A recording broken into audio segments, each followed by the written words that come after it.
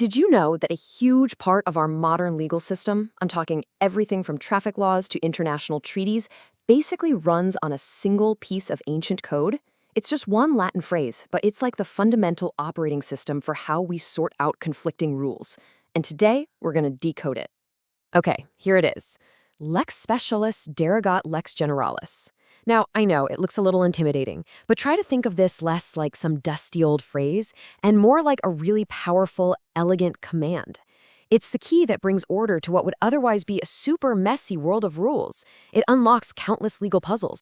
So what is this thing really? Is it some secret code that only lawyers and judges get to know?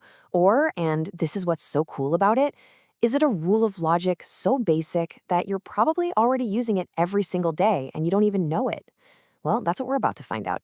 All right, so how do we crack this puzzle? Simple. We're just going to break it down piece by piece and uncover the really powerful idea that's hiding in plain sight.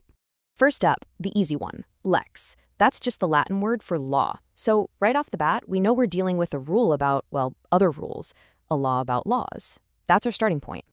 Now we're getting to the good stuff. Here's our first key player, Lex Specialis, which means the specific law. You can think of this one like a sniper rifle. It's aimed at a very particular target, a really narrow set of circumstances. It's all about precision.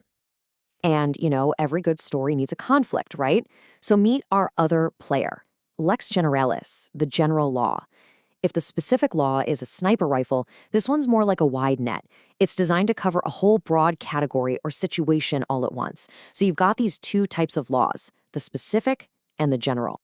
Okay, so what about that word in the middle, Derogat? It just means overrides. So when we put all the pieces together, the secret code becomes crystal clear.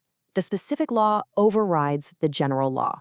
That's it. That's the whole secret. When a broad rule and a narrow rule clash, the more specific one wins. Every time. Now, all of this makes sense in theory, but where do you actually see it in the real world? Let's check out a super simple example to see this thing in action. So, picture this. We have two laws for a city park. The first one is a general law.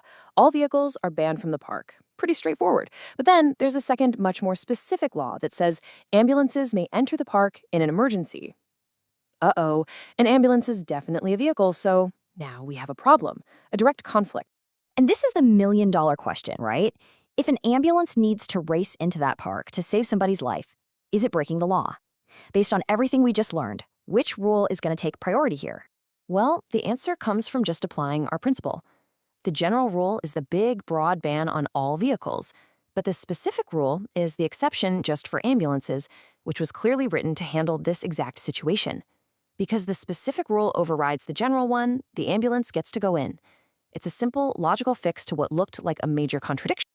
Okay, so why should you care about any of this? I mean, besides being able to win a trivia night, it's because that clean solution we just saw, that ability to create a logical exception without having to scrap the whole rulebook, that is exactly why this principle is so important.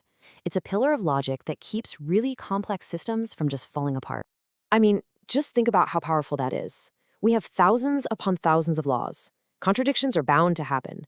But this one, single, elegant principle acts like a universal debugger for the whole system, preventing it from crashing into a total mess.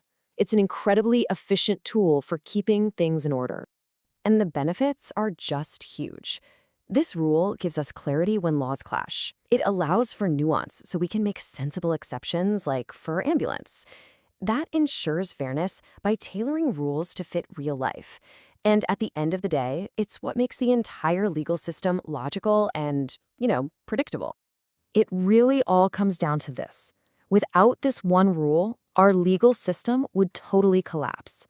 It wouldn't be a guide for society, it would just be an endless, tangled web of contradictions where nobody would know which rule to follow. This is the thing that makes the whole system work. So if you remember one thing from all of this, let it be this simple, powerful idea. Specificity beats generality. That's the core logic that stops the entire world of rules from descending into chaos. So, we've established that the specific rule wins. But that does leave us with one last little puzzle to think about. What happens when you have a conflict between two laws that are both really specific?